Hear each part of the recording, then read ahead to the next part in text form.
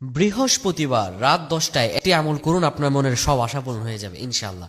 বৃহস্পতিবার রাত 10টায় যদি আপনি আমলটি করতে পারেন, আপনার রিজিক খুলে যাবে, আপনার অভাব বন্টন দূর হয়ে যাবে যদি আপনি আমলটি করতে পারেন রাত 10টা যখন বেজে যাবে। অনেকে জায়গায় আমরা অনেক সময় ঘুমাই, কিন্তু বৃহস্পতিবার এই রাত্রি জীবনের মধ্যে অত্যন্ত গুরুত্বপূর্ণ একটি রাত। বৃহস্পতিবার রাত 10টা যখন হয়ে যাবে, আপনি যদি শুয়ে থাকেন, আপনি চলে যাবেন ওযুখানায়, ওযু বানায় নেবেন। ওযু বানায় নি আপনি আপনার রুমে চলে আসবেন বা আপনার কক্ষে চলে আসবেন।